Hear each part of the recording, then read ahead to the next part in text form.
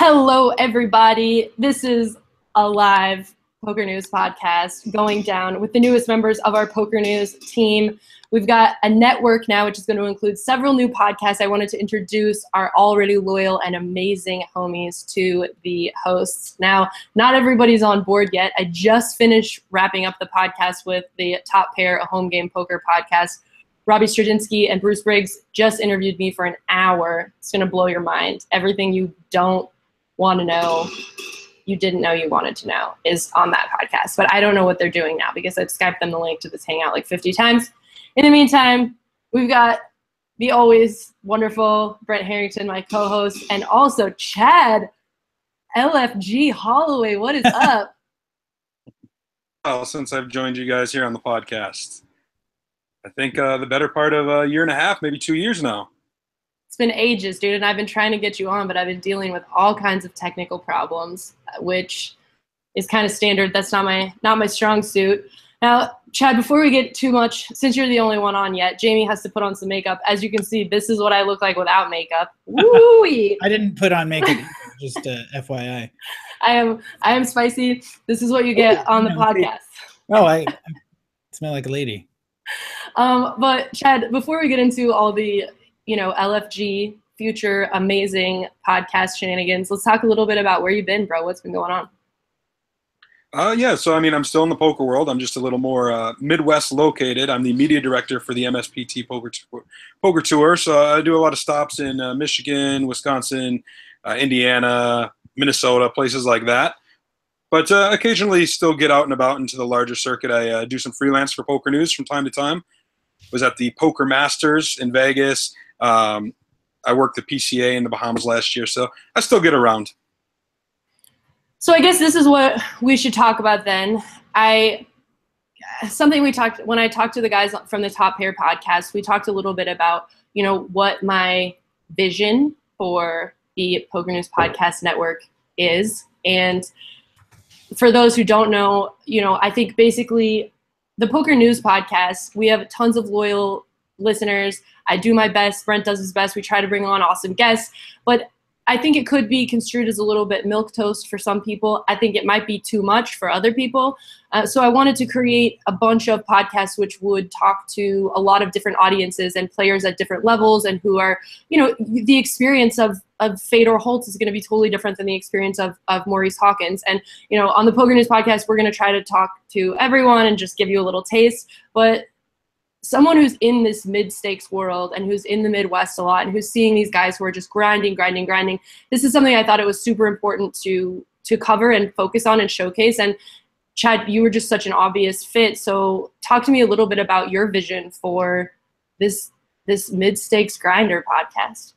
Yeah, when you first approached me, I thought it was a great idea. And part of that's because almost every weekend when I'm reporting on these mid-stakes, mid-tier poker tournaments, I'm seeing people's lives change. To them, they're winning, life-changing money, which may only be, $100,000 or $110,000. Which, if you're, really into poker and you're following the Fedor Holtzes and the high rollers, that's that's not a lot of money. I mean, that's how much some of those tournaments cost to buy into.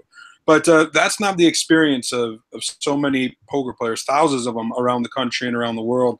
And, it's just really rewarding for me, having reported on them for the last almost 2 years, just to see the excitement and, how much it really means to them. And so to have a podcast that's really focused on that type of player who can bring some exposure to these players that are winning, that their family and friends can watch, I just think I think it's going to be great. I think there's going to be a lot of people who tune in who want to listen, because I think this podcast, the LFG podcast, is going to be where the majority of poker players' journeys begin. This is where they're going to start, and then if they can strike it big, maybe they move up. Maybe one day they'll be playing these high rollers. But they got to start somewhere, and I think appealing to that is going to be great. Well, also, you guys, just so you know, you can ask questions. I just went onto YouTube and tested that I could ask a question, and I can. So if you guys have any questions for us, of course, feel free to ask. So tell me a little bit then, Chad, as someone who spent years and years traveling the I guess what we would call the premier circuits or whatever, these events that are costing 10K, 5K euros, 100K, 50K, these crazy. Oh, what's up, Jamie, by the way? Woo! We have Jamie on now. Also, great. We're kicking ass. And just so you know, this is what I'm working with too. So I think you look great. Okay, so mid question though, basically as someone who's been around a lot of these premier events, but also has been in these mid stakes events and low stakes events, talk to me just a little bit about how the vibe, varies. What's the difference? What does it feel like now? I mean, there's a huge difference in the quality of play. A lot of the stuff that you see in these super high rollers, these moves aren't going to work on the the mid-tier circuit. So it's just really cool to see the differences in play. A lot of people like to say that poker is dead, but I can tell you from covering some of these mid-stakes tournaments that is far from the case. I've seen moves that from players that are stuck in 2005 and they've never really learned. So there's plenty of play to be had, but yeah. And the other thing that is really different is, like you said, I went from covering some tournaments that cost, $100,000 to buy into, that now that's the first place prize or the prize pool in some cases. So big difference there, but it seems like the wins so much more meaningful in these smaller tournaments. Like I said, that's just because these players aren't used to playing for such high stakes. They're not used to winning 5 figures, 6 figures, or whatever it may be. And so it's just I don't know, it's more rewarding in my experience. Well, now that we have Jamie on, I feel like it's only fair to introduce her. Most of our loyal Poker News people are already going to know Jamie. She's been on the podcast several times. She's a frequently requested guest. And guess what, folks? For those who are looking for a little more Jamie in their life, she's going to be co-hosting the podcast with Chad as sort of the talent, if you will. Now I'm going to give everybody a fair warning that Jamie has had a little bit of the plague. So what's going on in your life, Jamie? Yeah, I don't know. This might be too sexy for the first time on the podcast, but I am a mucus factory. So hot. This is my 9th day of being sick. I feel like I don't even remember what it's like to feel not sick. Yeah, that's a long ass time. Get Terrible. It together, girl. Get it together. And also, now that we know that the plague is actually happening, I'm a little worried about you. But so Jamie's contribution, of course, will just be her incredible wit and humor. But also, Jamie, you're someone who is deeply entrenched in this world of mid stakes grinding, low stakes grinding. I think obviously you're someone who's a really skilled poker player. So hopefully we can get a little taste of the strategy elements from you. But also, there seems to be there's obviously this mid-stakes world, and it's a lot of the time in the Midwest. But there's also this super strong poker community that still exists on the East Coast, and that is sort of the only place also where you can actually still play online, and maybe things are moving a little bit in that direction. So talk to me a little bit about what how you see the scene on the East Coast. I think online poker definitely revived the mid-stakes people because it's tough, playing live tournaments especially. I think a lot of people kind of gave up on grinding them because the rate goes high, they take so long, your hourly can't be very high. But when you live in New Jersey, you can spend 5 days a week or every night after busting tournaments, grinding $100 tournaments, $50 tournaments online. Make sure that that's your bread and butter, and then you have some money to play these $500 events, 1K events. And I don't know, it gives another, just another outlet for people who are thinking, okay, I want to play poker. They can just they can play the opening events at Borgata. They don't have to play the $3,500 WPTs. And then just go home and grind a Sunday schedule for $100, $200 and compete for 10K top prizes. So when Chad says that lots of people, even such as myself, may or may not have said that poker is dead, is that something you agree or disagree with? I definitely disagree. If you just what Chad was saying before, you're you see some people making some plays that are definitely from 2005. I don't think you're really going to see that 10K buy-ins as often anymore, where it used to, and it was awesome. But like the main event, I doubled up in level 1 in a 10K once, where a guy just like ran a 300 big blind bluff with an overpair on a 4-liner board. I was like, what is happening? And I had a set, and I was like, all right, if I'm going home in level 1, I'm going home, whatever. And he was like, queens? Like, he didn't know if he was bluffing or not. That was only 5 years ago. That doesn't happen in 10Ks anymore, but it happens deep in 500s. I commentate enough of these final tables where I'm like, wow, there's still like 200K on the line. And there are definitely people who have the like balls to the wall thing going and have never heard of ICM. So I just don't think that poker's anywhere near dead. There's still going to be people who enjoy it, play for recreation, and find themselves at final tables that they don't like really know how to handle. And God bless them. I know you. I am you. Not into Don't worry. ICM. They don't listen to music. I guess, and so that's what I think is so interesting is obviously, you know, maintaining the poker economy is there's going to be a lot of people who know what they're doing and they know how to play, but there's also, I'm always trying to figure out where are all these other people coming from? And is it now that they're coming from, there's just these, you know, East Coast and also in the Midwest, like, you know, I guess Chad too, you could speak to this when you're at these MSPTs and there are a ton of these grinders who make a living, you know, just going from stop to stop and saving their money and trying to, you know, like share rooms and save on travel and all this. But then obviously there has to be a ton of other players. And do you feel like poker is something that we are still attracting like the everyday guy? Yeah, absolutely. I think at a lot of our stops, when we visit maybe twice a year. These are players who might only play those 2 times a year because they've got jobs. You know, there are a lot of farmers in Iowa when we go to Iowa. So twice a year they come down, they play our events, they make a weekend of it, and then they go home. We also have a lot of people who qualify in for $65. You know, bar players who would never be able to afford an $1,100 event, but they can satellite in and they get there. And it's just the spectrum of players in these mid-tier tournaments is just tremendous, from you know, players who do travel the circuit, the pros, if you will, the semi-pros, and then the people who are bar players or even professionals like doctors and lawyers.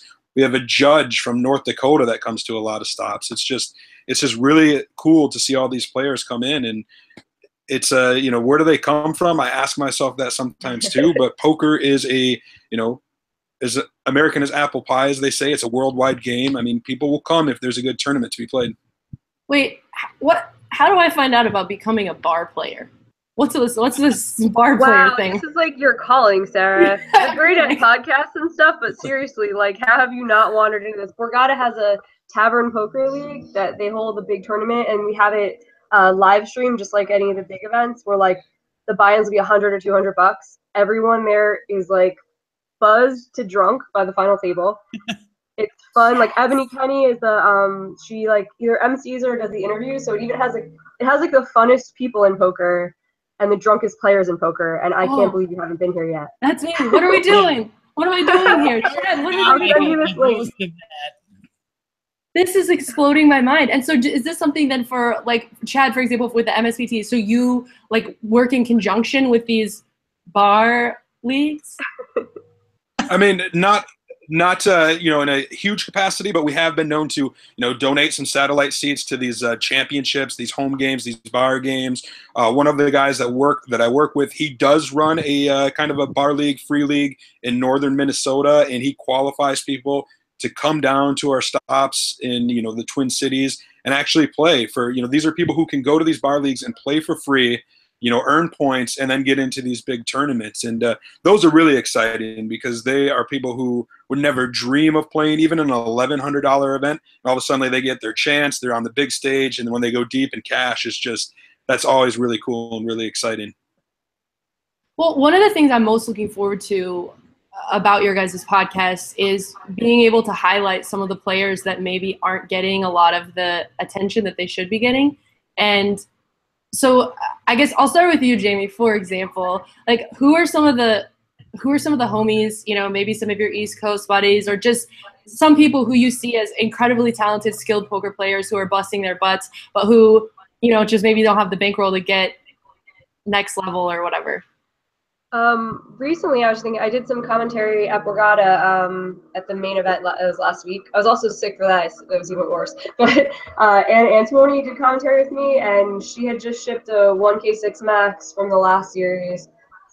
She finds herself at like some of these decent final tables online, and just like hasn't really like had this like huge score like some of my other friends. You know, she doesn't have that like 300K score or like bracelet run or something that like puts her in the spotlight and gets her all these interviews. But like anyone who's talked to her knows she's hilarious. She's smart. She's you know, very also I outgoing. tried to hire her for Poker News, by the way. Yeah, I would say we probably have like a decent, if we had to put together like a bullpen of like hilarious people that we would want to like do all these things, I think we have a good idea of like who the people are that are like under the radar, because everyone's interviewed all these people. Like everyone knows Fedor's story. I think he's awesome, but I know more about him than he probably knows about him. So I just want to talk to some of these people like Anna who like have a ton of potential, who are very interesting, and who like haven't had that massive score. So they've had to like really grind and like find things to do. You know, like you're down to your last 5 or 10K. You know, you're not playing the Borgata 3500 that week. You're like trying to settle into a 500, settle it in, and like, you know, you're talented enough to be playing, but you just don't get to play. And like, I want to talk to people about that, about bankroll management, about how they like manage to stay afloat with such long dry spells in poker.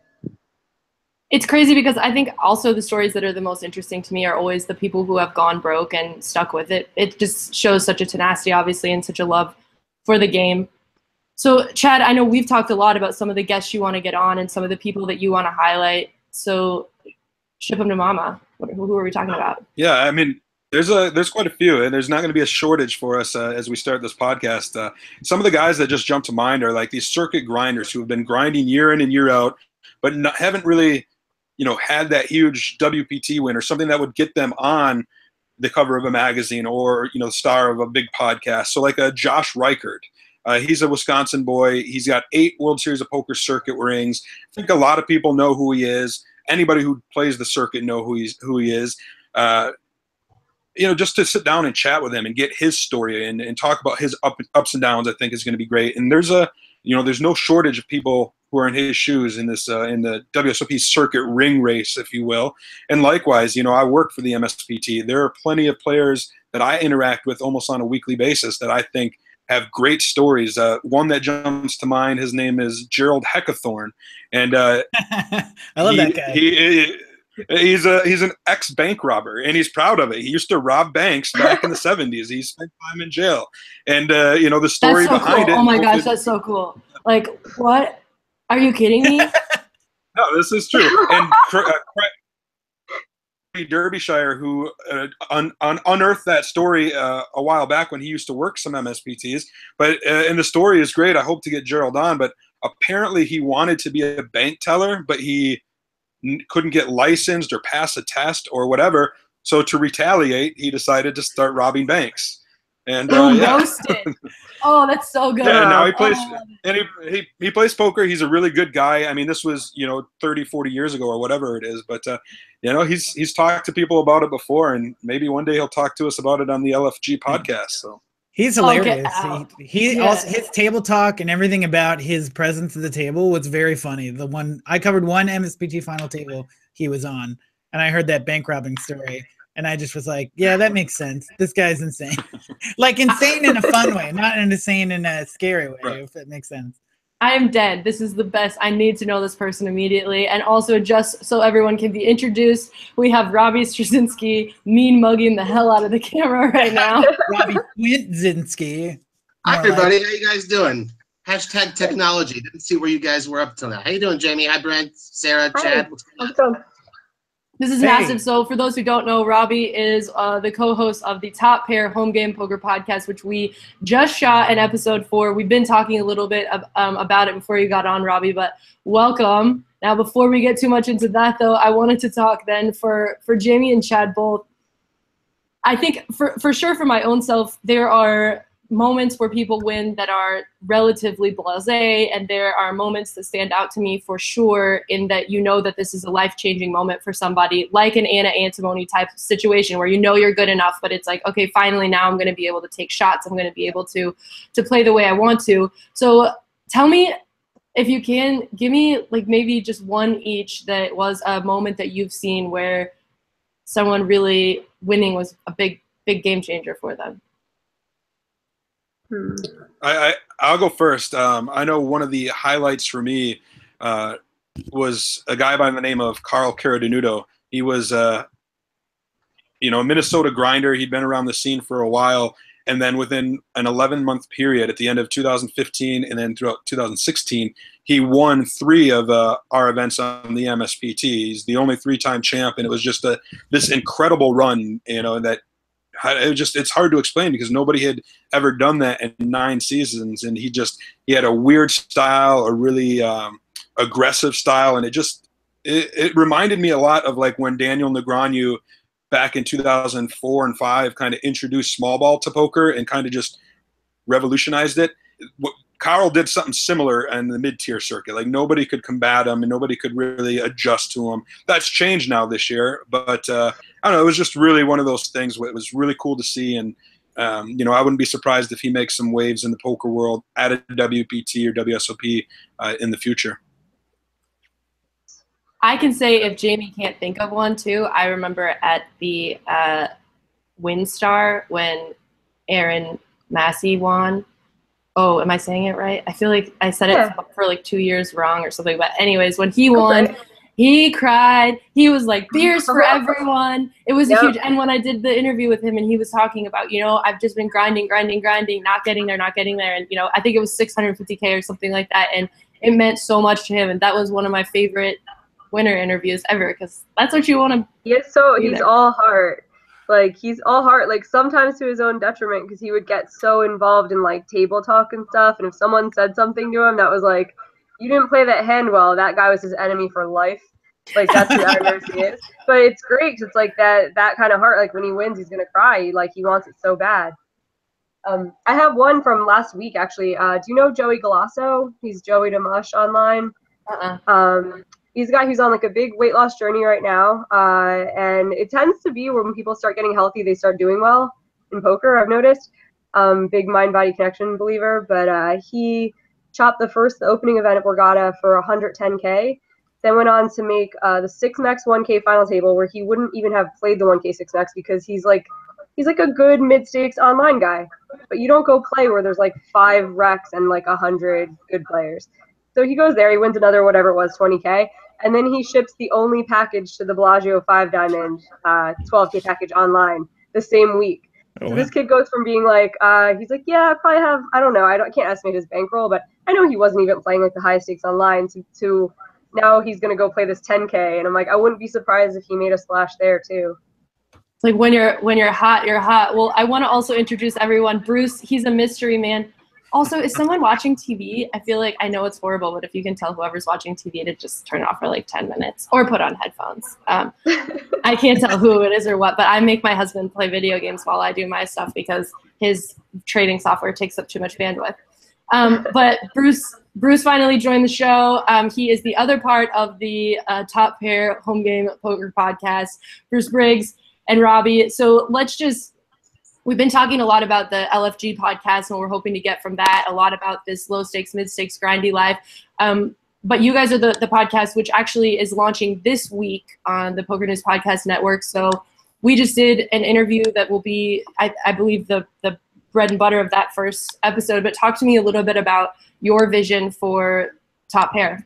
So what you're saying is we're your favorite because we're first? I mean, whoever has me on first, it's probably going to be a great show. Oh, okay. Robbie, why don't you kind of start and give us what you see as the sort of, I mean, you guys already have done 90 something episodes. So tell us a little bit about what the podcast is and who your target audience is and, what your kind of dreams and goals are for it. Well, I'd be remiss if I didn't let Bruce do that. He is sort of the founder of the podcast. He started it back in 2010. So, Bruce, why don't you go ahead? Well, I appreciate it. Yeah, we started what that had been 7 years ago then. 296 episodes. Started it with just myself and another home game host here in Salt Lake City. And Robbie joined us 2.5 years later. Yeah. And the whole premise, I think we even had Chad on one time as an interview when Robbie was there. But the whole premise of the podcast is not many podcasts, or none that I could think of, at least at that time, were serving really the home game poker. We just we figured there's literally thousands, if not tens of thousands of people every week playing home game poker at neighbor's house or business or friends or college buddies or things like that. And so we wanted to just address that crowd and talk about home game poker, stories from playing home game poker. If you're wanting to host a game, some things you should be aware of. If you're wanting to play a game, maybe how to find games, what to have as a host as far as equipment and cards and tables and things like that. And no, not get into anything real serious as far as deep analysis and strategy, and not really follow the online scene, or not really follow the player of the year and some of the big tournament, who's making a splash in which tournament type of thing, but more just friendly, down to earth home game. We've had a lot of interviews over the year, been really, really lucky to have a lot of interviews, a lot of people that have opened their Rolodexes to us. But every time we have an interview with like Barry Greenstein or Mike Sexton, we try to gear it towards home game and what was your home game experience? What first started you in poker? And it's been really insightful. A lot of the interviews we were able to get stories that candidly they'd admit to us afterwards. It's like, wow, I haven't thought of that in ages. That was kind of interesting to relate that experience of playing, Mike Sexton, playing this home game in North Carolina, where I was playing a rate game and I was one of the co-hosts, and the things that I had to go through for that. And I normally don't talk about that in any of my interviews. So we just kind of carved that niche out. And like I say, we started every week and then we switched to every other week. And we've got, like I say, 296. The one we just recorded today was the 297th one. Here's my big problem with home games. Okay. So it's supposed to be for the everyman, and everybody should be able to have a good home game, but the chips are so expensive. What is the deal with that? When I first started, and I was kind of the joke of the group here, I was so cheap. I bought those little dice or domino chips. They weren't the real thin plastic ones you'd find at Rite Aid, but they were 7 cents a piece. And wow. I got all different colors, and that was the ones that I said, no, you don't need fancy chips or customized chips, just, a decent clay chip like those dice chips or those dominoes chips. And that's what I used for probably the first 2 years of hosting a home game, until somebody pointed out that if there was somebody really shady in the group, they could probably, for 7 cents a piece, duplicate those chips and possibly siphon some of the cash off during the game. And that'd be terrible. So then I actually went to a nicer set of chips, got it through Chip Talk poker forum. But no, I mean, it really doesn't take much to get going. I mean, when we first started our home game here in Salt Lake, we basically had one of those polyurethane banquet tables that we'd throw a flannel sheet over the top of it. We had the bicycle cards you'd pick up at Walmart, folding chairs, and that was it. We just wanted to play poker. Yeah, but a couple casinos in Atlantic City that still kind of have the same setup. Oh my gosh, I just can't even imagine. And also, so you said you're in Salt Lake City and you do the home game in Salt Lake City. I know that Salt Lake City is very strict about certain things, such as consuming alcoholic beverages and other things. How is poker received in the great city? That's interesting. We are only one of 2 states in the union besides Hawaii that allow no gambling at all. We don't have a lottery. We don't have card rooms. We don't have casinos, anything like that. It is technically, it's against the law to play for money to gamble, but You rebel. Wow. In our group, we make it very clear that the games are not raked, that no tips are expected, that they're very low stakes. We have a rule in our group that you can't post a game if the buy-in's over $100. We're very courteous as far as not parking in people's driveway or not having people consume a lot of alcohol and get out of control, anything that would draw attention to us. We have had several episodes where we've actually gone through with the topic, what do you do if law enforcement knocks on the door? You know, as far as, okay, you don't tell them anything, you don't volunteer anything, you stress the fact that it's low limit, you stress the fact that it's not raked, you stress the fact that you're all just friends, you stress the fact that you're not running as a business enterprise, it's just a once a week game at different people's houses. And don't answer the door. Yeah, that's what I I don't know if turning out the lights and hiding is the best strategy there. And whatever you do not make a podcast about it. That's what I think is really funny. That Robbie, isn't poker also illegal in Israel? Yeah, that was going to be the next question. The two guys hosting the podcast are like, all right, guys, we're in a shed buried under the ground. You can say that. Well, I mean, strictly speaking, yeah, it's kind of illegal, but like for a home game, let's put it this way, my neck of the woods out in Israel, you know, there's a lot bigger things to be concerned about. So the police aren't exactly knocking down doors or anything like that. But I will say that I think what's been pretty cool is Bruce and I, you know, I joined, became his co-host in June 2014. So that's like, 3.5 years ago. And we've never met, which is kind of strange. Wow. Which it's kind of crazy. So 3.5 years we've known each other. We've recorded together, I guess, 85 episodes or so. And there's sort of like a, kind of kindred spirits, because the fact is, we're both in places where I guess, poker certainly isn't, the main thing that people do, but there's certainly, poker is a worldwide game, even in places like Salt Lake City, even in places like Israel, there's a genuine grassroots love for the game. And I think that sort of comes across in the podcast that we've done, and I'm sure it'll keep coming across on the PokerNews podcast as well. Fact is, as Bruce said, people who are playing, in their homes who don't necessarily have a casino next to them, or even if they do, they want to play for really low stakes, like 25 cent, 50 cent, or something like that. That's really, the grassroots of poker, and that'll never really disappear. So, it's always just been a pleasure to be a part of creating something that addresses that audience, and it's really wonderful to put that on the PokerNews Network. Thanks for the opportunity, Sarah. I can think of two separate circumstances where one of our games, and again, we're on a meetup platform here too, which again is very visible, but two separate instances where law enforcement has come knocking at the door for the home game. Both incidences, they have come knocking at the door because parking issues. They haven't come to bust the game. They haven't called because anybody's turned us in. They've come knocking at the door because there's a lot of people and somebody's parked in front of somebody's driveway or somebody's blocked somebody in, and they've called the police. So I've talked to law enforcement off the record, obviously, here, and they've basically said that. They've said, look, as long as it's low stakes, as long as it's not raked, as long as it's not a business, as long as people aren't going to come and lose their, house payment or mortgage payment or anything, we've got far other things to focus on. We're not going to bother you guys.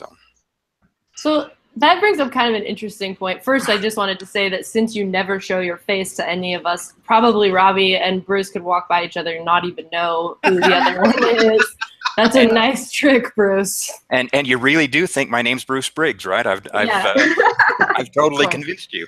Of course. Good. All right, Batman. But anyways, I think this is something that, of course, because there's so much talk, and I'm sure Jamie, like, you're hearing all this stuff now. We've got Delaware, New Jersey, we're looking at Pennsylvania. I think there is a lot of talk about, what are the relative merits versus what are the real, problem gamblers, and what does that really look like? What does that mean? Does poker really attract a lot of this like problem gambler, lose your home type audience? And I'm always curious, obviously you're poker players, I'm sure you're biased, but do you guys think it is the government's job to regulate those kind of decisions? Like, okay, maybe you could lose your house, so we have to make this illegal? Okay, I'm definitely no. I'm libertarian. It's like, get the government out of my life as far as that's concerned, Yeah. And it's fascinating here in Utah. We're 100 miles from Wendover, which is a border town. We're 90 miles from Idaho, which is a border town. Over the weekend, look at all the license plates that are in Wendover at the casinos. They're all from Utah. Every time there's a big amount on the lottery up in Idaho, look at all the license plates that are stopping at the stop and goes up there buying lottery tickets. They're all from Utah. Guess whose taxes are way up in the air because they're trying to pay for all these services that they can't get subsidized through poker? Utah, you know. Jamie? Yeah, I think that a couple things. One is that poker, I think it has the potential, like any kind of gambling has the potential to have people go overboard and spend more than they want to or whatever. But I think it's way less common in poker than it is in like other games like slots and things that are like designed to be addictive, and blackjack and things like that. And second of all, I do think that people should have the ability to choose for themselves, even if they're making terrible choices. Eventually you run out of money, and that like makes your decision for you that, I shouldn't be doing this thing that I like to do. Other things that with like government, they're going to let you buy $1 million in scratch off tickets because they can tax that. They're going to let you go bet on horses. Some of them even have like less strict age requirements for certain things. So like poker, it's like one of the safer activities. If someone wants to scratch their gambling itch, I think that poker should be allowed over a lot of the other things that are allowed. Like Wall Street, for example. Also, yeah. Same concept, but really encouraged for some reason. It's weird. I can never figure it out. Well, okay, I don't want to keep you guys for 1,000 years. Normally I'm recording, so I actually know how long it's been going on, but apparently it's been 35 minutes, which is usually our kind of cutoff. But I want to make sure to, first of all, the Top Pair podcast is launching this week, so you guys can expect to see it just alongside the Poker News podcast. LFG, you guys were talking maybe the first week of December, is that right? Yeah, it's good for me. Yeah, I think that's what we're aiming for. It's going to be interesting because Jamie and I get to develop the chemistry and the camaraderie that Robbie and Bruce have had for hundreds of episodes. So we're going to start fresh, ground up. Yeah, and also me and Brent. We've got some sick chemistry. Right. We're only like 10 episodes in, 12, 15, maybe. But it's hot. It's getting hot. Yeah, it's so good. I have this chemistry with everyone. I don't know if you've noticed that, but I have noticed. It's like liquid fire all over YouTube. In fact, it's an enigma lots of this viewers guy. due to death. So let's talk first. Of course, it's Top Pairs coming out first. Outside of, obviously, you guys can find every week we'll have an article with, all the links and descriptions and timelines. That'll be on PokerNews.com. You just click on video and then you click on podcasts. Hopefully in the new year we'll have its own tab. But if people are looking to follow you guys on social media and, find you elsewhere, where should they head? So basically, you can always, Bruce is the email guy. You can always reach him at feedback@toppair.net. But of course, we're on Facebook. Look for just facebook.com/toppair. Bruce is @toppair on Twitter. I'm @cardplayerlife. And we just heard actually that the President of the United States will be retweeting every single episode of ours. So I'm just look for his social media and, you'll find it there. How do I get hooked up with that? And for Jamie and Chad, we don't have an LFG Twitter at this point, but you guys both have really active and fantastic Twitters already. So give the homies the details. Okay, I'm look at our chemistry already. Go ahead. And I'm at Chad A. Holloway. At Chad A. Holloway, and we have at Jamie Kerstetter. And at Crouton Says. And at Crouton Says, my favorite Twitter account of all time. Jamie has this amazing little pit bull mix who's just the apple of everyone's eye. Thank you guys so much for joining me. I really appreciate it. And we've never done a live version of the podcast, so this was really cool. Thank you guys for sort of being patient and figuring this out with me. And we will just, we're like a family now. This is like the Poker News Podcast family. Yeah, this is awesome. So cool. And also we have another podcast that's going to be joining us in January. I've mentioned it a few times, but it's going to be sort of an investigative journalist thing. It'll probably come out once a month because I think it's going to take a lot of work. But basically we're going to investigate stories, crimes, just interesting sort of enigmas that have come out of the world of gambling as a whole. So keep you guys posted on that and enjoy your lives. Thank you. Thanks very much. Bye, See you guys. Bye-bye. Bye now. Stop.